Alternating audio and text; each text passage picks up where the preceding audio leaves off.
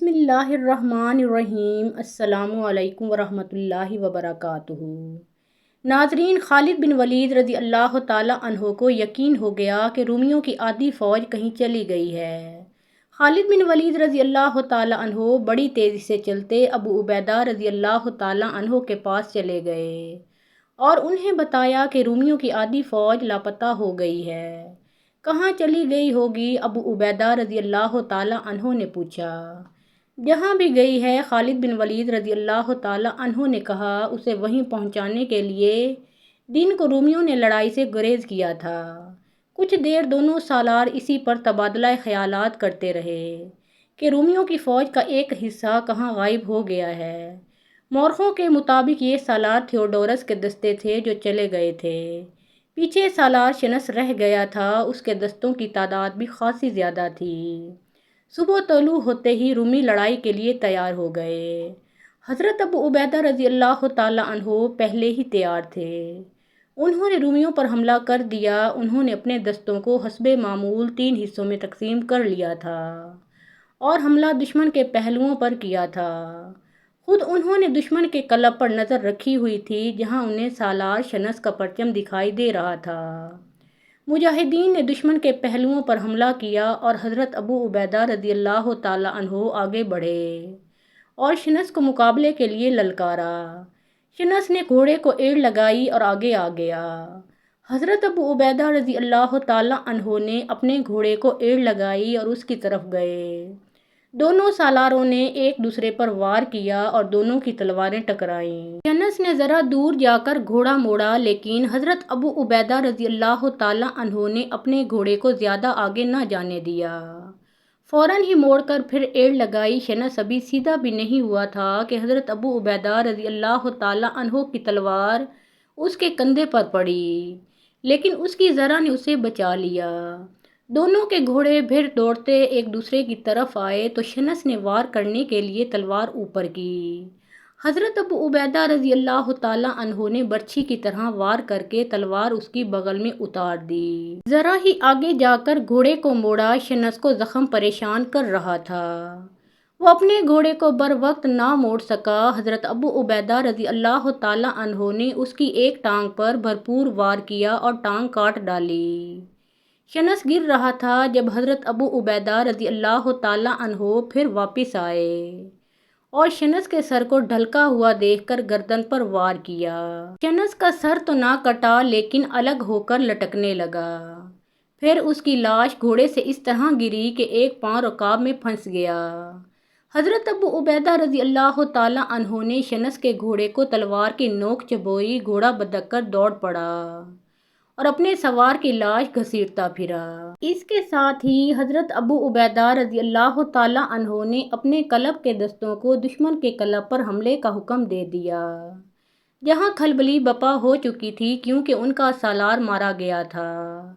رومی پیچھے ہٹنے لگے، لیکن مجاہدین نے ان کے عقب میں جا کر ان کے لیے بھاگ نکلنا مشکل کر دیا۔ پھر بھی بہت سے رومی نکل گئے اور حمص کا رخ کر لیا۔ یہ معرکہ مارچ 635 عیسوی محرم الحرام 14 ہجری میں لڑا گیا تھا۔ اسی صبح دمشق کے باہر بھی خون ریزی ہو رہی تھی۔ پہلے بیان کیا جا چکا ہے کہ دمشق مسلمانوں کے قبضے میں تھا، لیکن وہاں مسلمان فوج کی تعداد بہت ہی تھوڑی تھی۔ دمشق میں حاکم شہر اور سالار یزید بن ابی سفیان تھے۔ شہنشاہ ہرقل کا منصوبہ یہ تھا کہ دمشق میں مسلمان فوج کی تعداد کم ہے، اس لیے اسے آسانی سے ختم کیا جا سکتا ہے، اور اس نے یہ کام اپنے ایک تجربہ کار سالار تھیوڈورس کو سونپا تھا۔ دمشق کے دفاع کا ایک انتظام یہ بھی تھا کہ دیکھ بھال کے لیے چند آدمی شہر سے دور دور گھومتے پھرتے رہتے تھے۔ اس صبح یزید بن ابی سفیان کو اطلاع ملی کہ رومی فوج آ رہی ہے۔ دمشق پر ہر لمحہ حملے کی توقع رہتی تھی۔ رومی کوئی ایسے گئے گزرے تو نہیں تھے کہ اپنی شہنشاہی کا کھویا ہوا اتنا بڑا شہر واپس لینے کی کوشش نہ کرتے۔ یزید بن ابی سفیان ہر وقت تیاری کی حالت میں رہتے تھے۔ انہوں نے رومی فوج کے آنے کی اطلاع ملتے ہی اپنے دستے کو شہر سے باہر صف آرا ہونے کا حکم دیا۔ مورخوں نے لکھا ہے کہ مسلمان محاصرے میں لڑنے کے عادی نہیں تھے۔ انہیں محاصرہ کرنے کا تجربہ تھا، محصور ہو کر لڑنے کا انہیں کوئی تجربہ بھی نہیں تھا اور انہیں محصور ہونا پسند بھی نہیں تھا۔ وہ میدان میں اپنے سے کئی گنا طاقتور دشمن سے بھی لڑ جاتے تھے۔ رومی چونکہ جنوب مغرب کی طرف سے آ رہے تھے، اس لیے یزید نے اپنے دستے کو اس کی سمت جنگی ترتیب میں کھڑا کر دیا۔ رومی فوج سامنے آئی تو پتہ چلا کہ اس کی تعداد کئی گنا زیادہ ہے۔ ان رومی دستوں کا سالار تھیوڈورس تھا۔ وہ انطاکیہ سے بیروت کے راستے دمشق کو فتح کرنے آ رہا تھا۔ جب وہ مرج الروم پہنچا تو حضرت ابو عبیدہ رضی اللہ تعالیٰ عنہ اور خالد بن ولید رضی اللہ تعالیٰ عنہ کی زیر قیادت مجاہدین کی فوج آ گئی۔ اسے دمشق پہنچنا تھا، وہ وقت ضائع نہیں کر سکتا تھا۔ مورخ واقدی ابن ہشام اور ابو سعید لکھتے ہیں کہ اس نے بڑی کارگر ترتیب سوچ لی۔ ایک یہ کہ مسلمانوں کے سامنے مرج الروم میں صف آرا رہا، لیکن لڑائی سے گریز کرتا رہا۔ رات ہو گئی تو نہایت خاموشی سے اپنے دستوں کو دمشق لے گیا۔ رومی سالار شنس پیچھے رہ گیا۔ اس کے ذمے یہ کام تھا کہ حضرت ابو عبیدہ رضی اللہ تعالیٰ عنہ اور خالد بن ولید رضی اللہ تعالیٰ عنہ کے دستوں کو روکے رکھے۔ اس مقام سے دمشق 20 میل بھی نہیں تھا۔ تھیوڈورس صبح کے وقت دمشق کے مضافات تک پہنچ گیا۔ وہ جب دمشق کے قریب گیا تو مسلمانوں کو قلعے کے باہر منتظر پایا۔ یہ دمشق کے دفاعی دستے تھے جن کے سالار یزید بن ابی سفیان تھے۔ تھیوڈورس کو معلوم تھا کہ دمشق کے دفاع میں مسلمانوں کی یہی نفری ہے جو کہ باہر کھڑی ہے۔ اس نے اپنے دستوں کو للکار کر کہا کہ عرب کے ان بدوؤں کو کچل ڈالو، دمشق تمہارا ہے۔ مجاہدوں، یزید بن ابی سفیان نے اپنے دستوں سے بڑی ہی بلند آواز سے کہا، دمشق تمہاری آبرو ہے، دشمن شہر کی دیوار کے سائے تک بھی نہ پہنچے۔ کفر کے طوفان کو شہر سے باہر روک لو۔ یہ جوش و جذبات کی للکار تھی جس نے مجاہدین کو گرما دیا، لیکن حقیقت بڑی تلخ تھی۔ دشمن کی تعداد کئی گنا زیادہ اور کمک کی کوئی صورت نہیں تھی۔ نہ صرف یہ کہ دمشق ہاتھ سے جا رہا تھا بلکہ مجاہدین میں سے کسی کا بھی زندہ رہنا ممکن نہیں تھا۔ مجاہدین جہاں بھی لڑے کم تعداد میں لڑے، لیکن کمی کی بھی ایک حد ہوتی ہے۔ رومیوں کی نفری اتنی زیادہ تھی کہ وہ یزید کے دستوں کو آسانی سے گھیرے میں لے سکتے تھے۔ ہرقل نے یہی کچھ سوچ کر وہاں زیادہ نفری بھیجی تھی اور تھیوڈورس اس کا آزمودہ سالار تھا۔ تھیوڈورس نے مسلمانوں کو دیکھ کر اپنے دستوں کو روکا نہیں۔ اس نے حملے کا حکم دے دیا۔ حملہ دونوں پہلوؤں کی طرف سے ہوا تھا۔ یزید بن ابی سفیان سمجھ گئے کہ رومی انہیں اندر کی طرف سکڑنے پر مجبور کر رہے ہیں۔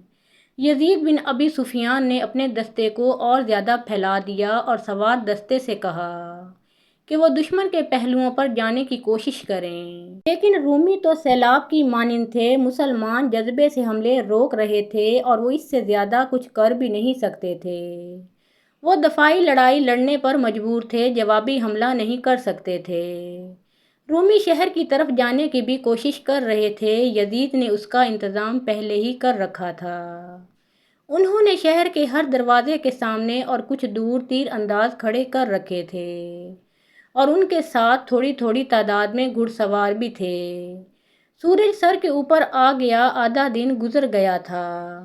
مجاہدین ابھی تک رومیوں کے موج در موج حملے روک رہے تھے اور ان کے نعروں اور للکار میں ابھی جان موجود تھی۔ اس وقت تک زخمیوں اور شہیدوں کی وجہ سے ان کی تعداد مزید کم ہو گئی تھی۔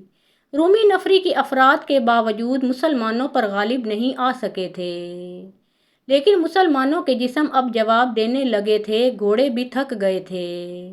دوپہر کے بعد مجاہدین کو صاف طور پر محسوس ہونے لگا کہ شکست ان کے بہت قریب آ گئی ہے۔ وہ پسپائی کے عادی نہیں تھے۔ انہوں نے کلمہ طیبہ کا بلند ورد شروع کر دیا اور اس کوشش میں لہو لہان ہونے لگے کہ حملہ روک کر حملہ کریں بھی۔ ان کی تنظیم ٹوٹ گئی تھی اور وہ اب انفرادی طور پر لڑ رہے تھے۔ سالار یزید بن ابی سفیان سپاہی بن چکے تھے۔ وہ اپنے علم بردار اور محافظوں سے کہتے تھے کہ علم نہ گرنے دینا۔ بڑی جلدی وہ وقت آ گیا جب مجاہدین کو یقین ہو گیا کہ ایک طرف دشمن کی قید اور دوسری طرف موت ہے۔ وہ جیتے جی یہ نہیں سننا چاہتے تھے کہ دشمن دمشق پر قابض ہو گیا ہے۔ اس وقت جب مجاہدین نے زندگی کا آخری معرکہ لڑنے کے لیے جانوں کی بازی لگائی تھی، رومیوں کے عقب میں شور اٹھا اور دیکھتے ہی دیکھتے رومیوں میں بھگدڑ مچ گئی۔ دمشق کے دفاع میں لڑنے والوں کو پتہ نہیں چل رہا تھا کہ پیچھے کیا ہو رہا ہے اور رومیوں پر کیا آفت ٹوٹی ہے۔ ان کی تنظیم درہم برہم ہو گئی اور ان کے حملے بھی ختم ہو گئے۔ اسلام کے جان نثاروں یزید بن ابی سفیان نے بلند آواز سے کہا، اللہ کی مدد آ گئی ہے، حوصلے بلند رکھو۔ حقیقت یہ تھی کہ یزید کو بھی معلوم نہیں تھا کہ رومیوں کے عقب میں کیا ہو رہا ہے۔ انہوں نے رومیوں پر حملے کا حکم دے دیا۔ رومیوں کو تو حملہ روکنے کا بھی ہوش نہ رہا۔ یزید بن ابی سفیان پہلو کی طرف نکل گئے، محافظ ان کے ساتھ تھے۔ وہ رومیوں کے عقب میں جا رہے تھے۔ شور و غوغا اس قدر زیادہ تھا کہ اپنی آواز بھی نہیں سنائی دیتی تھی۔ صرف یہ پتہ چلتا تھا کہ رومیوں میں بھگدڑ اور افراتفری برپا ہو گئی ہے۔ کچھ اور آگے گئے تو یزید کے کانوں میں آواز پڑی، آنا فارس الجدید، آنا خالد بن ولید۔ دمشق کے محافظوں یزید بن ابی سفیان بلند آواز سے اعلان کرتے پیچھے آئے، خدا کی قسم ابن ولید آ گیا ہے، ابو سلیمان پہنچ گیا ہے، اللہ کی مدد آ گئی ہے، اللہ کو پکارنے والوں اللہ نے ہماری سن لی ہے، خدا کی قسم رومی اپنی قبروں پر لڑ رہے ہیں، فتح حق پرستوں کی ہوگی۔ اس دور کی تحریری روایات سے پتہ چلتا ہے کہ یزید بن ابی سفیان پر دیوانگی طاری ہو گئی تھی اور ایسی ہی دیوانگی ان کے دستے پر طاری ہو گئی اور اس کے ساتھ ہی رومیوں کا قتل عام شروع ہو گیا۔ یزید بن ابی سفیان کے لیے خالد بن ولید رضی اللہ تعالیٰ عنہ کا آ جانا ایک معجزہ تھا، لیکن خالد بن ولید رضی اللہ تعالیٰ عنہ اتنی جلدی آ کیسے گئے؟ ہم پھر گزشتہ رات مرج الروم چلے جاتے ہیں، جہاں خالد بن ولید رضی اللہ تعالیٰ عنہ چھپ چھپ کر رومیوں کے کیمپ دیکھ رہے ہیں۔ انہوں نے دیکھا کہ رومیوں کی فوج کا وہ حصہ جو دن کے وقت ان کے سامنے صف آرا تھا وہاں نہیں ہے۔ خالد بن ولید رضی اللہ تعالیٰ عنہ کو یقین ہو گیا کہ یہ حصہ کہیں چلا گیا ہے، تو انہوں نے سالار اعلیٰ ابو عبیدہ رضی اللہ تعالیٰ عنہ سے بات کی۔ خالد بن ولید رضی اللہ تعالیٰ عنہ دور اندیش تھے، انہیں شک ہوا کہ رومیوں کی فوج کا یہ حصہ دمشق کی جانب گیا ہے اور رومیوں کا مقصد صرف یہ ہو سکتا ہے کہ دمشق پر قبضہ کر لیا جائے۔ ہرقل معمولی دماغ کا آدمی نہیں۔ خالد رضی اللہ تعالیٰ عنہ نے ابو عبیدہ رضی اللہ تعالیٰ عنہ سے کہا، اسے معلوم ہوگا کہ دمشق میں ہماری نفری بہت تھوڑی ہے، میں اس کے سوا اور کچھ نہیں سمجھ سکتا کہ دمشق خطرے میں ہے، اگر تو مجھے اجازت دے تو میں دمشق پہنچ جاؤں۔ تجھ پر اللہ کی سلامتی ہو۔ ابو سلیمان ابو عبیدہ رضی اللہ تعالیٰ عنہ نے کہا، میں تجھے اجازت دیتا ہوں اور تجھے اللہ کے سپرد کرتا ہوں، یہ جو رومی پیچھے رہ گئے ہیں انہیں میں سنبھال لوں گا۔ خالد بن ولید رضی اللہ تعالیٰ عنہ نے ایک لمحہ بھی ضائع نہ کیا، اپنے سوار دستے کو تیار کر کے دمشق کو روانہ ہو گئے۔ راستے میں کئی نشانیاں اور کئی آثار انہیں یقین دلاتے رہے کہ اس راستے پر ایک فوج گزری ہے۔ تھیوڈورس آدھی رات سے پہلے مرج الروم سے روانہ ہو گیا۔ خالد بن ولید رضی اللہ تعالیٰ عنہ رات کے آخری پہر روانہ ہوئے اور دمشق اس وقت پہنچے جب مسلمان ہاری ہوئی جنگ لڑ رہے تھے اور انہیں کمک کی ذرا سی بھی توقع نہیں تھی۔ خالد بن ولید رضی اللہ تعالیٰ عنہ کو وہاں وہی نظر آیا جو انہوں نے سوچا تھا۔ انہوں نے عقب سے رومیوں پر حلہ بول دیا۔ خالد بن ولید رضی اللہ تعالیٰ عنہ کو رومیوں کا پرچم نظر آیا تو وہ اپنے محافظوں کے ساتھ وہاں جا پہنچے۔ انہیں تھیوڈورس بوکھلاہٹ کے عالم میں دکھائی دیا۔ اسے دمشق اپنے قدموں میں پڑا نظر آ رہا تھا، وہ اس کے ہاتھ سے نکل گیا تھا اور اس کی فوج فتح کے قریب پہنچ کر کٹنے لگی تھی۔ میں رومیوں کا قاتل ہوں، خالد بن ولید رضی اللہ تعالیٰ عنہ نے تھیوڈورس کو للکارا، وہیں سے آیا ہوں جہاں سے رات کو تو آیا تھا۔ تھیوڈورس نے تلوار نکال لی، دونوں سالاروں کے محافظ الگ ہٹ گئے۔ خالد بن ولید رضی اللہ تعالیٰ عنہ نے تھیوڈورس کے 2-3 وار بیکار کر دیے اور اس کے ارد گرد گھوڑا دوڑاتے رہے۔ تھیوڈورس کو بھرپور وار کرنے کے لیے موزوں پوزیشن نہیں مل رہی تھی۔ وہ خالد بن ولید رضی اللہ تعالیٰ عنہ کے رحم و کرم پر تھا۔ وہ مانا ہوا جنگجو سالار تھا، لیکن اس کا مقابلہ ایسے سالار کے ساتھ آ پڑا تھا جو ہر لمحہ شکار کی تلاش میں رہتا تھا۔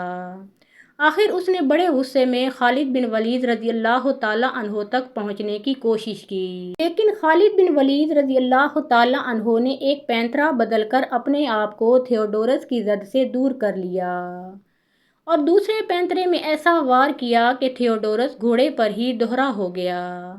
خالد بن ولید رضی اللہ تعالیٰ عنہ کے دوسرے وار نے اسے ختم کر دیا۔ اب رومیوں کے کرنے کا ایک ہی کام رہ گیا تھا کہ بھاگیں اور اپنی جانیں بچائیں۔ وہ رومی خوش قسمت تھے جو زندہ نکل گئے۔ مال غنیمت میں زرہ، خدیں، ہتھیار اور گھوڑے خاص طور پر قابل ذکر تھے۔ ادھر ابو عبیدہ رضی اللہ تعالیٰ عنہ نے دوسرے رومی سالار شنس کو ختم کر دیا تھا۔ حضرت ابو عبیدہ رضی اللہ تعالیٰ عنہ نے خالد بن ولید رضی اللہ تعالیٰ عنہ کو اس حکم کے ساتھ روانہ کر دیا کہ وہ حمص پہنچ کر وہاں کا محاصرہ کر لیں۔ حضرت ابو عبیدہ رضی اللہ تعالیٰ عنہ خود ایک اور اہم مقام بلبک کی طرف روانہ ہوئے۔ توقع یہ تھی کہ ان دونوں جگہوں کا محاصرہ طول پکڑے گا اور مقابلہ بڑا سخت ہوگا، لیکن مورخوں کے مطابق مسلمانوں کی تلوار کی دہشت وہ کام نہیں کر سکتی تھی جو ان کے حسن اخلاق نے کیا۔ مسلمان جدھر جاتے تھے وہاں کے لوگوں میں پہلے ہی مشہور ہو چکا ہوتا تھا کہ مسلمان کسی پر کوئی زیادتی نہیں کرتے اور وہ اپنی شرطوں کے پابند رہتے ہیں جو وہ پیش کرتے ہیں۔ اس دور کی فاتح فوجیں سب سے پہلے مفتوح شہر کی خوبصورت عورتوں پر حلہ بولتی تھیں، پھر لوگوں کے گھر لوٹ لیتیں اور گھروں کو آگ لگا دیتی تھیں۔ یہ اس زمانے کا رواج تھا اور اسے فاتح فوجوں کا حق سمجھا جاتا تھا، لیکن مسلمانوں نے اس رواج کو نہ اپنایا بلکہ نہتے لوگوں کی عزت و آبرو اور جان و مال کی حفاظت کی۔